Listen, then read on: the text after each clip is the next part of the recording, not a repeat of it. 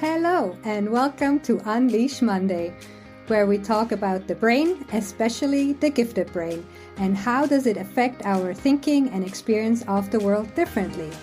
There are a lot of stereotypes and stigma around giftedness, and I'm here to challenge those. I'm here to raise awareness and to have a conversation around this topic of what does it mean to be a gifted adult. Common experience among gifted folks is that they feel out of place. They don't quite fit in.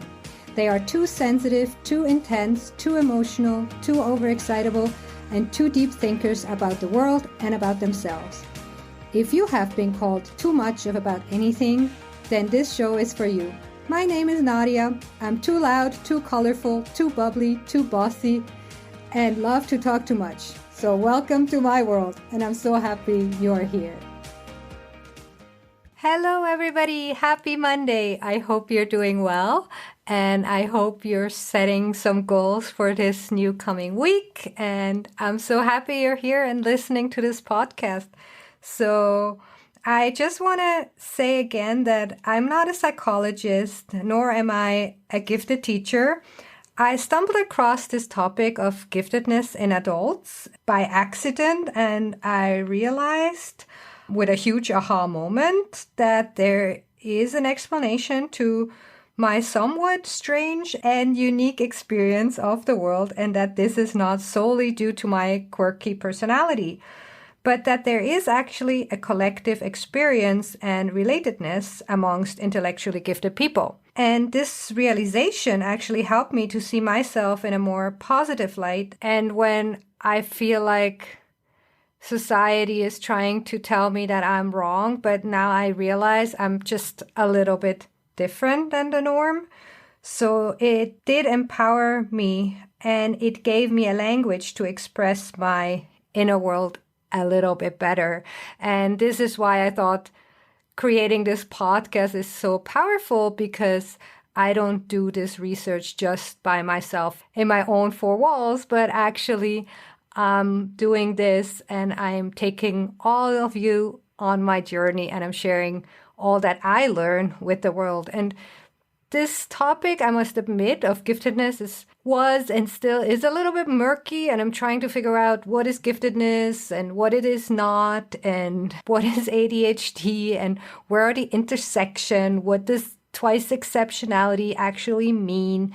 And then I learned all of these new concepts like positive disintegration and the whole concept of neurodiversity. So if you don't understand all the terms and language yet, don't worry. That's why I'm here. We're slowly getting a little bit clearer on the language, and also helping you get the vocabulary that you can express your own experience and your own inner world to other people that may or may not relate to what you're going through. But I just want you to know that you're not alone on this journey. There are a lot of us out there.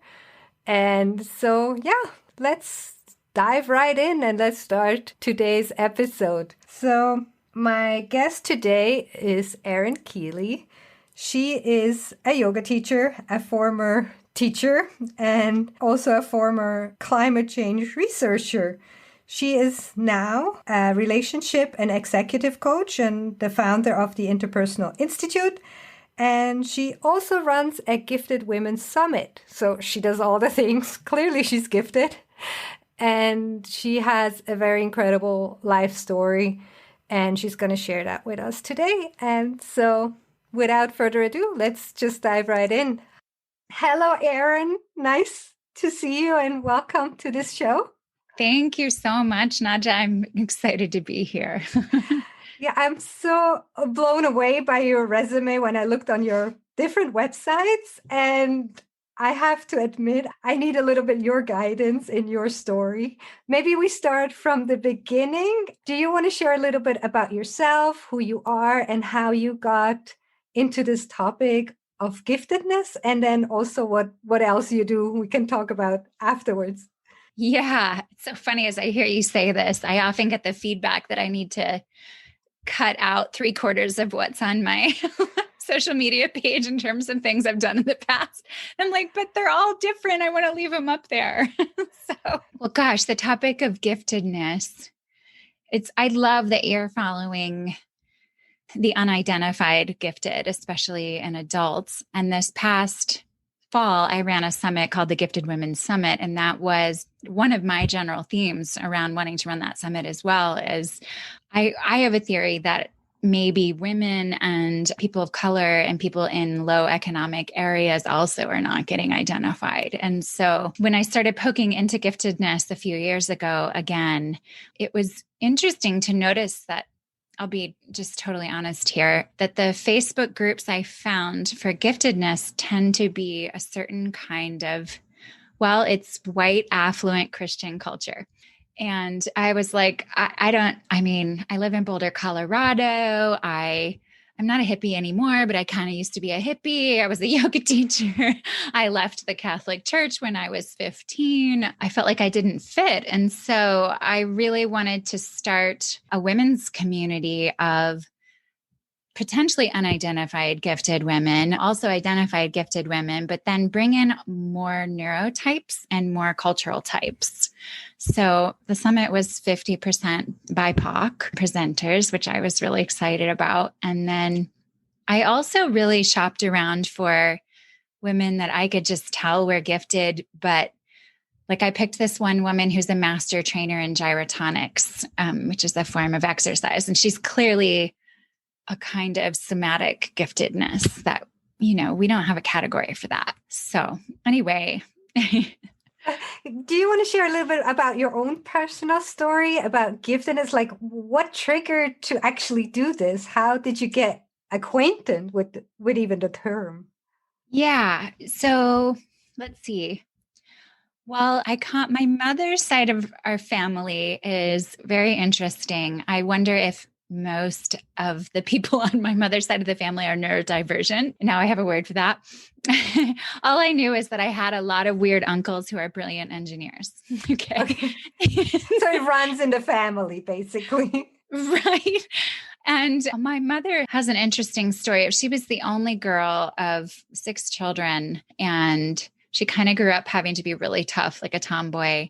And she was very gifted mathematically and was born in 1949 and really wanted to go into computer science. And her parents literally wouldn't let her because she was a girl. So she ended up becoming a math teacher. And so when my brother and I were born, she was just really adamant about, making sure that her children had opportunities, especially in math and science. So what's funny about that, I'll just fast forward, is that I'm an INFP, a Myers-Briggs. And so I do love math, but I have like this whole other side to me. But my younger brother is actually a lot like my son now, who's 12. And he was a colicky baby, really difficult kid to raise. This is the stories I heard, right, growing up. And very early on, because he was a boy, was identified very smart and gifted. Like I just grew up knowing my brother's really smart and he does math and like and he's doing electrical engineering by the time he's 5 years old. Right. So, but I didn't hear that as a little girl. And it wasn't until I thought it was just my brother that was smart. And it wasn't until 2nd grade that the school, we were in Atlanta, Georgia, identified me as gifted and put me in a gifted program. And I'll never forget this. I don't know who's going to hear this, but I'm just going to say it. And it's nobody's fault. It's just the cultural stuff that we end up, the unconscious biases that end up happening. My mother actually said to me, "You're only getting put in the gifted program because you work really hard and you have straight A's, but you're not smart like your brother." And of course, those words are still, I remember them verbatim, right? And you'd believe when somebody says something like that, right? We take it truth. Yeah. So I remember getting to go to this gifted room in 2nd grade. The teacher's name was Mrs. Hankey. And I loved being in there. And I really didn't know what was going on or what we were doing. All I knew is that I was really happy when I was in that room. And I felt really like Mrs. Hankey, like I'm almost tearing up, felt like my mother. I still can see her face. Goodness. So. But I will say this, I remember doing research projects on Leonardo da Vinci, and I was interested in both the science and the art. And I had a natural desire to write. And I remember I wrote like several mini books starting in second grade. Wow. And I said, I want to be an author when I grow up. And it's just this year, I'm actually in a book writing program this year. So Yay. I'm 44. Yeah, we'll see what happens, but it's pretty exciting to finally be embracing that. It's been since I was 8 years old. So you were in this gifted program, but I guess you didn't really know what it means to be gifted and apart from the school, apart from the academia. And yeah, I had no idea what was going on. All I knew was that suddenly I had some sort of like external validation that I was smart. And actually, when I was in fifth grade, well, I got really, really involved in gymnastics. So I don't know if there's a term for that, but I call myself a kinesthetic empath because I've been doing advanced embodiment stuff since then. So that became a big part of my identity. And I just sort of quit trying. I didn't have an identity around being the smart kid. Does that make sense? It turns out a lot of gymnasts are gifted. But when I was in fifth grade, we moved from Atlanta to Michigan and there was no gifted program. They said there was a gifted program, but they literally did absolutely nothing. So I just forgot about it. Like I literally forgot I was gifted. The only other validation I got was that in the seventh grade, the algebra teacher told me that I had the highest understanding of algebra and the highest marks in the whole like seventh grade or something. I remember that. And it was also a female teacher. It's interesting. There's definitely a trend here around getting seen by women. And then I found myself in all honors classes in high school, and APing out of things for college. But I think if I had known that I was gifted, I might have applied to harder schools and picked a different degree. I really had no idea at that point. I'd forgotten. You feel like if you knew or embraced it a little bit more, or like not forgotten that you were gifted, that you will have more self-confidence and kind of take on more difficult, as you say, schools, like it will give you a little bit more self-confidence at a time? Yes, good question. Yeah. So fast forward, I've only really just begun to find myself career-wise in my late 30s after divorce. So I found myself going to engineering school because my parents said that actually we're not going to pay for everything unless you pick like a hardcore engineering kind of sciencey degree. And I could do it, but honestly, I hated it. I did chemical engineering as an undergrad. And then I went through a whole series of interviews and hated everything I was interviewing for. And so I was coaching gymnastics and teaching little kids science stuff in the summers and working at a library, all for minimum wage, and then got a job in a lab at the University of Colorado randomly with this woman who, again, recognized me and asked me literally to be her graduate student and paid for everything. So I did get a master's degree in civil engineering, but it's so funny because I didn't pick any of that. I just did it because that's sort of what everyone in my family did. And then I got married and sort of found myself unconsciously following this path of becoming a mother and a housewife and not pursuing a career. I did yoga teaching and coaching gymnastics, which I've loved, but it was my late 30s that I started to go, wait a minute. And a friend of mine actually gave me a book on gifted adults. And that's when I started to uncover what was really going on. But just to complete your resume, just so to showcase the typical, untypical gifted resume, you also ended up in Antarctica, right? You did research in Antarctica. I did. It's so funny because I didn't ask for that. Yeah, I guess I'm all over the place as I tell this story. It's kind of fun I'm also, reflecting in the back of my head, kind of staying present with you, but having all these memories pop up. The only reason I went to graduate school is because I didn't want a job. But I got lucky. The woman who took me under her wing, who I actually interviewed for my own summit last October, her name was Dr. Diane McKnight, and she's obviously highly gifted as well. She was a civil engineering professor. Her husband is quite literally a rocket science physics professor. And she had such high empathy levels. So she was doing climate change research through the engineering departments, which is kind of unusual. And she was traveling to Alaska, the Arctic Circle, and Antarctica. And then there's a research station here in Colorado as well at the Continental Divide. And they were doing extreme climate change studies of monitoring all the components of an entire ecosystem to be able to look at how climate was affecting things. So she just needed help basically dealing with all her samples in a lab. I got a job. She's a total absent-minded professor, literally gave me the job and said, here's the lab, here's the key, I'm leaving, I'm going to Alaska. Figure it out. And I love a challenge like that. So I just started meeting everyone in the lab, asking everyone what to do. I just figured out what to do. And she came back in 3 months and looked at what I was doing and said, oh my gosh, I'll just pay for it. Will you be my graduate student? Will you be my TA? Will you be my research assistant? And if you do, you will have to quote unquote, pay me back and go to Antarctica and collect more samples. So I that fell into my lap, and it's amazing that it did. Oh, wow. What an amazing story. She also knew I was a rock climber at the time, and you definitely have to be able to deal with extreme outdoorsy kind of stuff to be able to get sent to Antarctica, right? Sure. So how long were you in Antarctica for? So I ended up being there for 2 months in January, February of 2003. Yeah. Wow. Wow. Interesting. Oh, has nothing to do with gifted. That's just my personal interest. So I was like, wow, that's so cool. Well, I'll tell you though, I was already married at the time. It turned out it was not a healthy marriage. And oh gosh, there's a lot in here, but I was blown away by the people I met in Antarctica.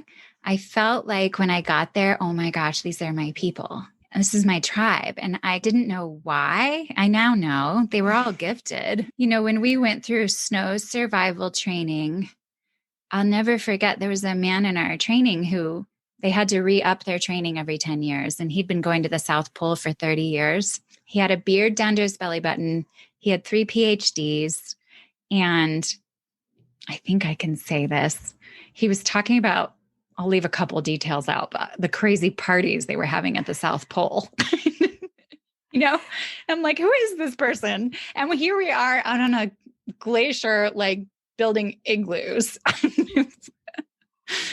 Oh, that's so funny. Yeah, I also work in a research environment, and that's also now I know why I like it so much there, because obviously, you know, my peers, some of them are clearly gifted. Yeah. High intelligence, high empathy, everyone was there because they really care about the planet and wanted to do amazing science to make a dent in what we knew was going to be coming for climate change. So, and then after you were in Antarctica, you then basically left that career path and started doing something else, right? Yeah. And if I'm talking too much, by the way, let me know. No, go ahead. It's your talking time. You talk. Yeah. So the mood is about to shift here because I know that it's in my bio. But when I was in that marriage and in graduate school, my younger brother was in electrical engineering school at Purdue. And I was his big sister that was always looking out for him. He really struggled as a gifted individual. And no one in our family understood that stuff back then. You know, the emotional sensitivity. All I knew, without figuring out this was a gifted thing till literally a couple of years ago, was that it was like my brother and I understood each other at a level that I couldn't find in anyone else. And we were really close. We fought when we were little, but after that, we actually became good friends, which I know is unusual for kids. And he was always in trouble. And I was the one that was always bailing him out and trying to cover up for him to my parents and then explain him to my parents because they didn't understand him at all. Anyways, he was 6'4", just this big hearted, just loving creature. And it was hard to watch the world come down hard on him. It was also hard to watch what teachers would do to him because he was always smarter than the teachers. And he couldn't keep his mouth shut. I knew better. I was the good girl or whatever. Anyways, when he was in college, he started to struggle even more because alcohol also entered the picture and all of this. So I'm not going to tell the whole really hard story, but he did end up taking his life. And so I've been in PTSD therapy for 20 years because I was the last one to talk to him and the first one to find out. And of course, I was in shock, and I was only 25 and I had no idea what was going on. And I'd never done any therapy or any psychological work whatsoever. I dealt with it by becoming very type A. I did 3 triathlons. I had 3 jobs, and I was in grad school. And that has caught up with me over the years. Anyway, I had to go to Antarctica 8 months after that happened. Oh. And I remember I did get into therapy, and my therapist was obviously very concerned, but I was determined to go. But what I will say is that the grief of the whole situation hit me when I got to the ice. We call it the ice because it was quiet and I had to slow down. I had to sit in a hut for hours on end, just like being with myself. And it was really difficult. So long story short, my relationship also fell apart, and I came back. I actually had, and there randomly was a helicopter crash that happened right out front of our hut when we were out in the field on the ice. And it was myself and mostly other female grad students who ended up rescuing 2 men and saving their lives. So I'm taking deep breaths, but I technically have triple PTSD, complex PTSD, because of all of that happening within 1 year. So it changed the course of my life. What happened to me, let's see. So we were in the McMurdo Dry Valleys, which means you fly through New Zealand to get to Antarctica. And to transition to coming back home, they recommend that you take a little time in New Zealand because it's such a big transition to come back home after an experience like that. Even just the magnetism effects on you and the 24 hours of daylight, and there's no smells in Antarctica. There's no colors. It's really shocking even just to land in New Zealand and be overloaded, especially as a sensitive person. Now I know. So I took a few weeks in New Zealand traveling around with another female scientist. And I remember feeling like there was this moment before getting on the airplane in Auckland where I remember thinking, oh my gosh, I just made it through all of this and I could maybe do something really cool with my life. And might sound so silly, but it really had never occurred to me before. So it was like this moment of, oh my gosh, I do have potential. If I can do this, I can do anything, basically. Right. It's just so ridiculous now when I look back, but that's how clueless I was. Yeah. And what did you choose? Yeah. All I knew was that I was still coaching gymnastics. I forgot to mention, I actually got asked to start coaching gymnastics when I was 15 years old. So I'd been doing it this whole time. And at that point I had my own group of high school girls that I just adored, and they were mostly all gifted. And all I knew was that I loved working with teenagers and I wanted to be able to help kids like my brothers. So I bailed on doing my PhD, and there's a program in Colorado called the Alternative Teacher Program. And I found a job teaching high school science in a really rough school district that was desperate for a teacher. And they just, of course, I guess this is a gifted thing too. I just learned on the job how to teach school and deal with all kinds of stuff because I was in a low economic district and a lot of students didn't speak English. And so that's what I did for 4 years. And then I burnt out because I got really angry with the bureaucracy and how I watched kids drowning and the schools doing nothing about it, which reminded me of my brother. So I couldn't handle that. There were never any gifted programs in Colorado, I will say to you. The topic of giftedness never came up. I know that I had gifted kids, especially the boys, of course, would trigger my trauma and I'd want to be helping. I was teaching honor science usually, and the schools would literally say to me, nope, you're going to fail this kid and he's going to learn his lesson. And that's when I quit. So I could talk for hours about this, but it's been a journey to then figure out what the hell am I going to do with my life? I'll let you pause here. No, I think it's incredible. Like we have this empathy and we feel we need to, or a common theme in the gifted world that we feel responsible for taking on and making the world a better place, being a climate change, Yeah. saving students. Like you try to do it all. No wonder you burned out. Like, oh my God. But Mm. you do make obviously an impact in the world. So what was your next step after this? Did you take a time to just relax or did you just jump into the next thing? How did you cope at that time? How did I cope? Well, that's a good question. I was then doing a lot of therapy and I had gotten heavy into yoga. That's how I was coping. And yoga became a really big deal for me in terms of like, I mean, I needed my yoga. I was also rock climbing on the weekends, which was amazing. I did a lot of that in my 20s. And no, I actually, because in Colorado, I don't know different states, and I know that Europe is different, but I was only making $40,000 a year as a teacher with a master's degree. So I was in debt because you can't really live on that in Boulder, Colorado.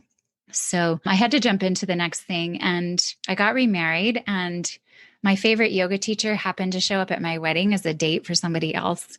And literally on my wedding day said to me, don't you have a yoga teacher certification? I just got a job as the regional director for a big corporate yoga studio. Do you want a job?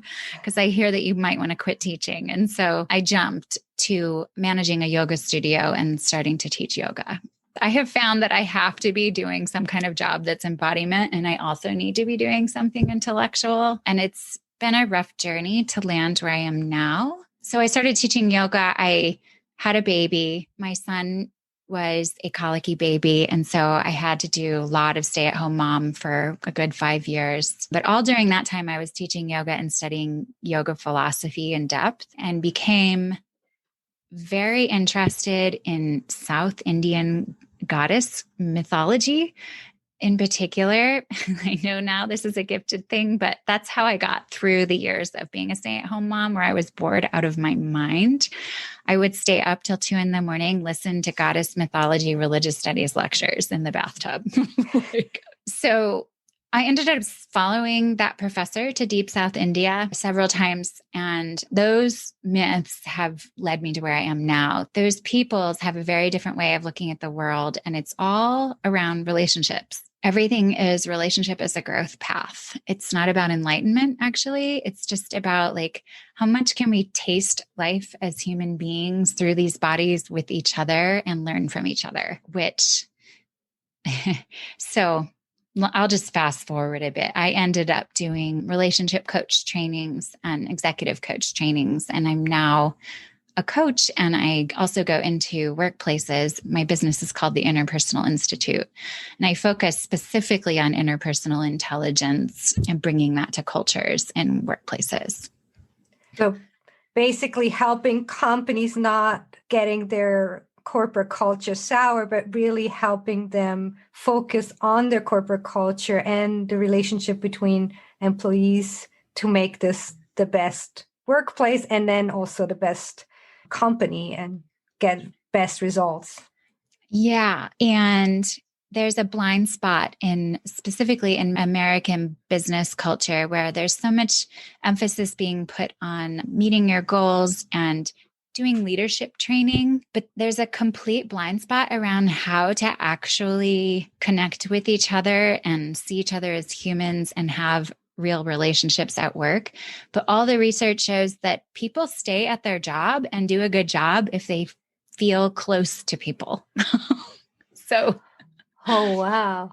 So, can I ask a question now that everybody is working from home and we're also, I usually work in an office, but now for like a year, I've been forced working from home and we only interact via Zoom.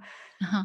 Do you have like a tip of like one single small tip of how to improve corporate culture virtually? Is there such a thing? Or is that another whole hour? No, it's a great question. I have lots of ideas. I'm actually working on a marketing funnel to get to do that more.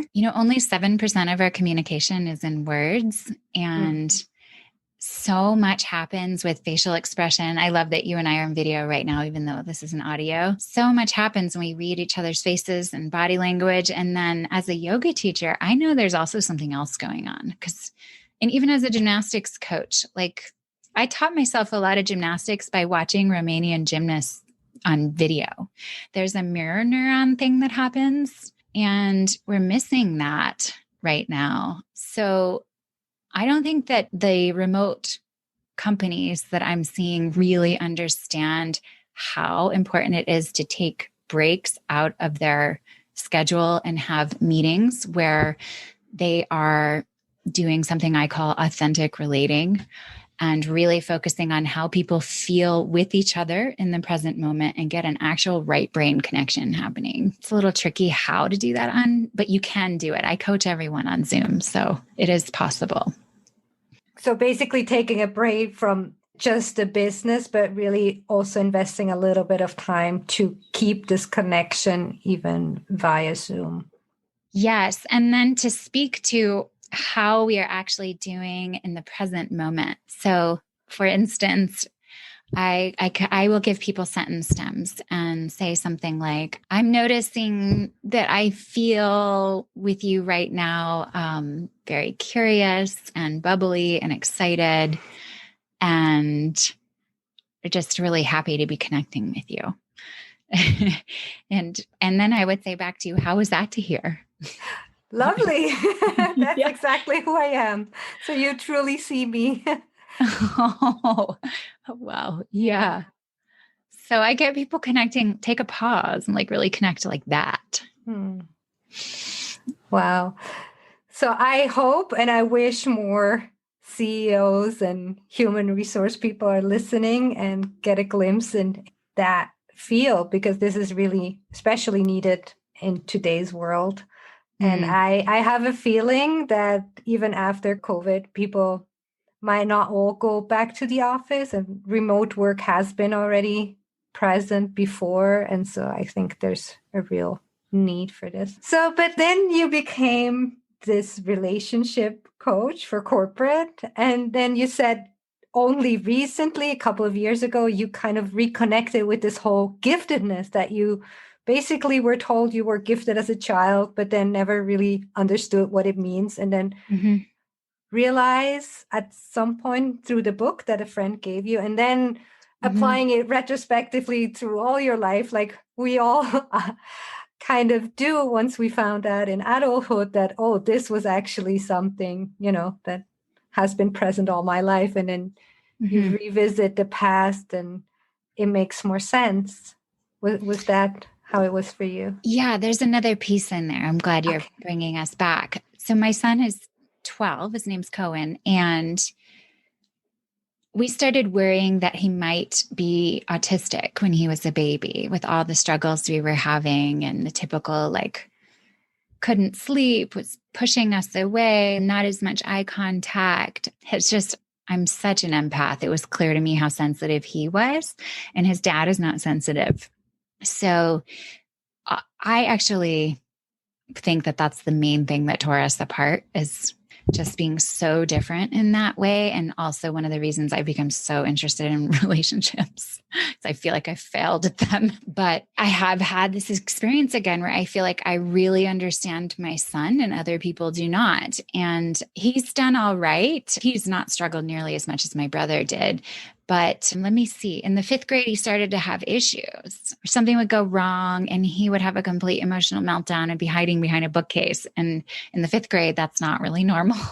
And the teachers were dismissing him as like an average kid. And I knew, like, he'd come home and do these high school engineering projects in his bedroom. Like, he's not that's not, I don't think that's what his friends are doing. And also he's the kid that won't wear tags on his clothes, and he only wears sweatpants, and he wouldn't wear shoes till he was 5. And all these little things that have made parenting really difficult. And I've just been like trial and error. Like, I had no idea that my kid was potentially gifted or whatever it was. And so how did I finally start to figure this out? Well, that Gifted Adults book And then I have a friend who is a gifted and talented certified, has a master's degree in it. And he's an executive functioning coach online. And we became friends again. And I realized as I was hanging out with him, I'm like, oh, we're a lot alike. And my son really should be working with you. And then he started working with my son a little bit. And long story short, my son is twice exceptional, and we're still on this journey of trying to figure out how to get him the right support. But just because I've been on that journey with my son, I've had to relook at this and go, oh my gosh, there's a lot here I need to understand. And as I've studied all of this around my son, I've of course been relearning about myself. And then I realized that all of my female coaching clients are also probably twice exceptional. And that's why we were working together.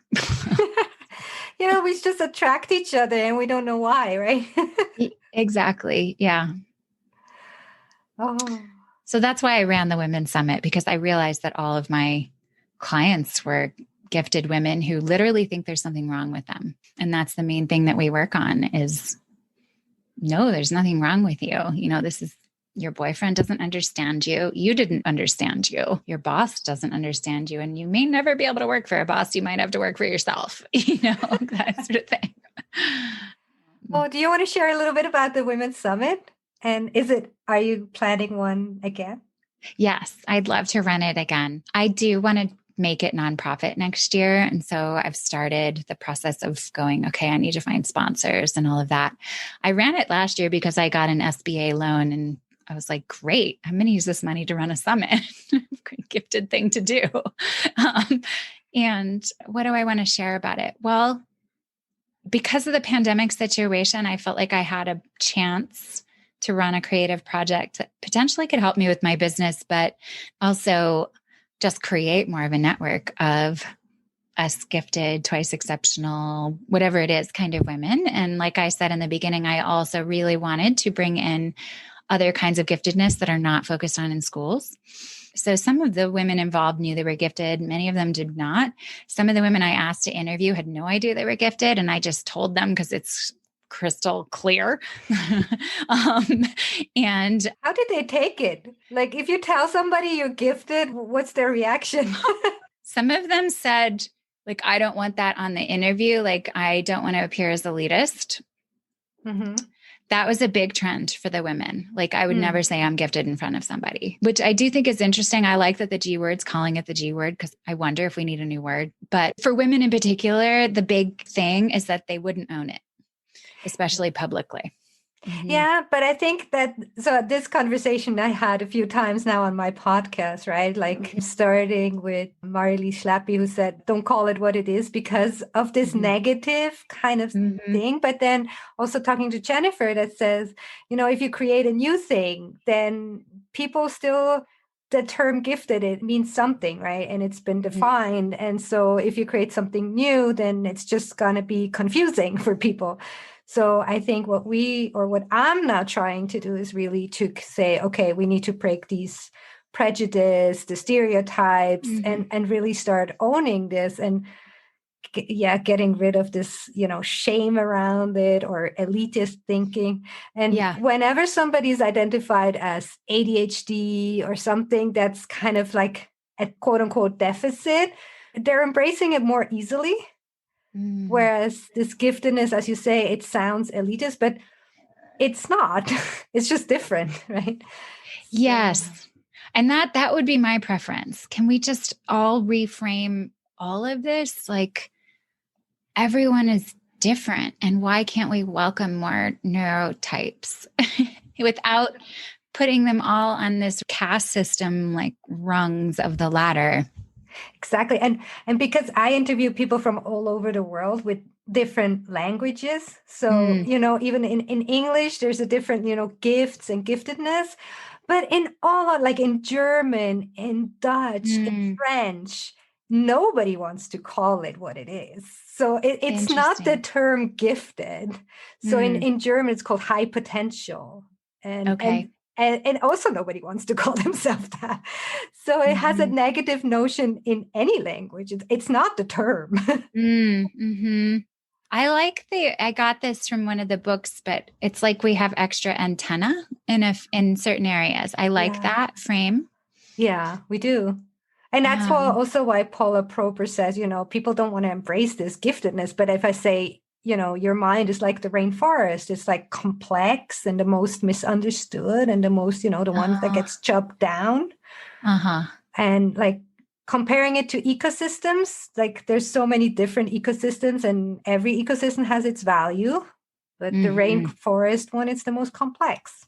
So I like that metaphor. Yeah, that is I haven't read that book yet. I can't wait to. Thank you.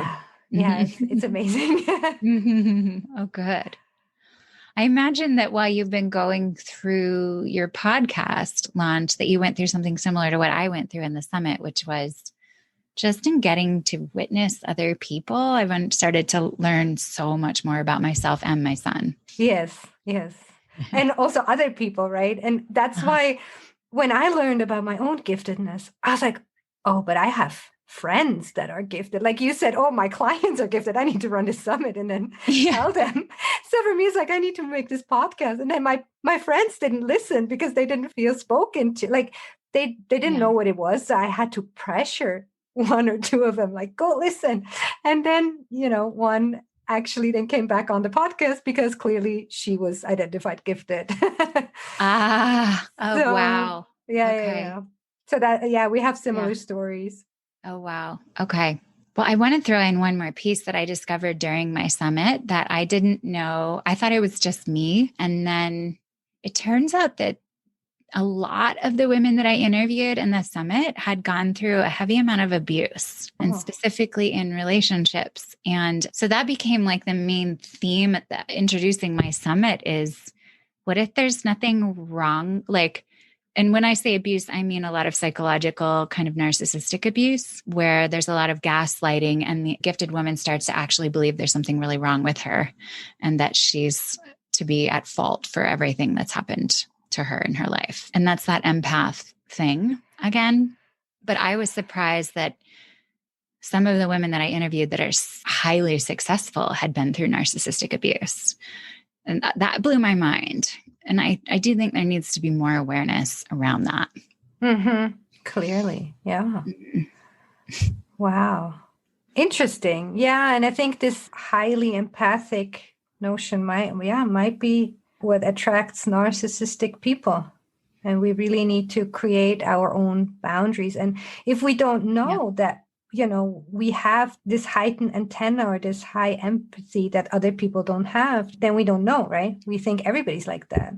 Yes. And that's what happens. And then you project your own empathy onto the narcissist when they don't really have it. It's very confusing. Yeah. Oh, wow.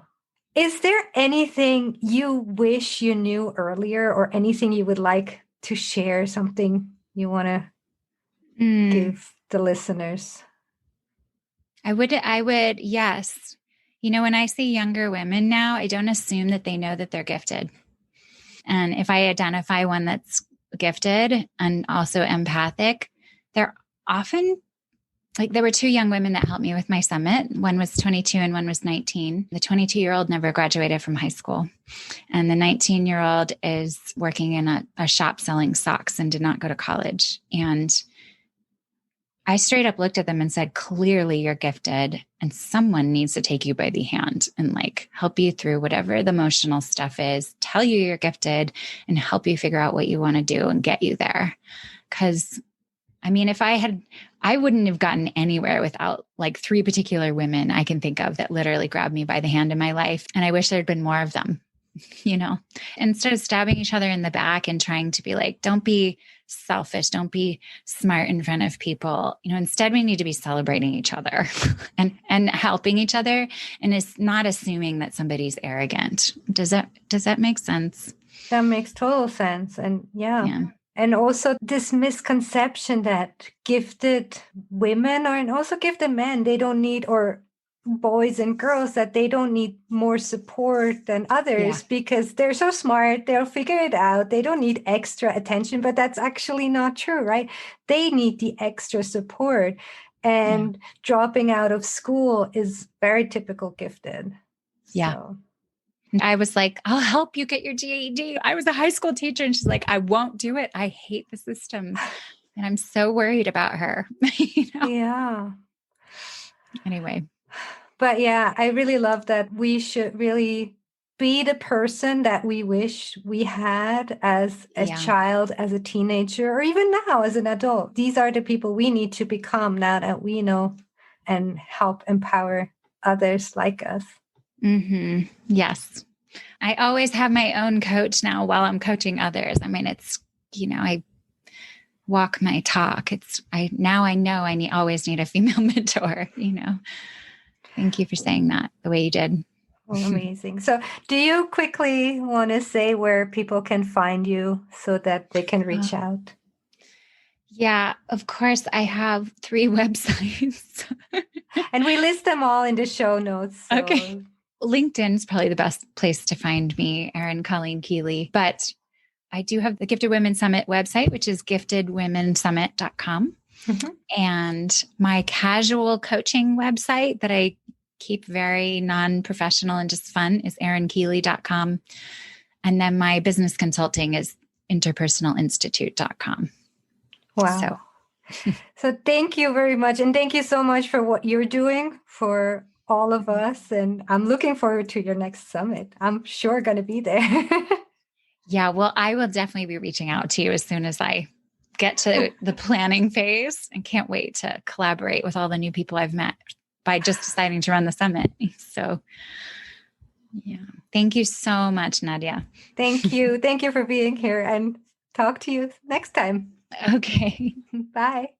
Aren't you amazed by all these gifted stories that we're hearing on this show? I'm just blown away by everything that Erin has gone through and has overcome, and is actually thriving now, doing all the things she does, and having this amazing women's summit, and having her own business, and still helping women where she can. So thank you, Erin, for all that you do. And I'm looking forward to this next summit that's coming up. And with that said, again, so happy that you are here listening to this show. And if you want to support this show, the best way you can do this is if you go on Apple Podcast or wherever you listen to your podcast, and give me a few stars on the rating. And you can actually leave a written review.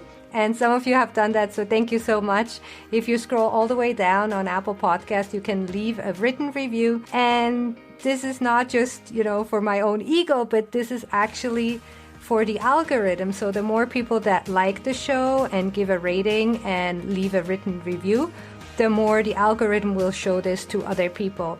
And so more people will be able to find this show and profit from its content. So if this show helped you in any way, I would really love for you to leave a review. That would really mean a lot. So thank you so much. And if you want to reach out to me directly, you can find me on unleashmonday.com. You can submit a form.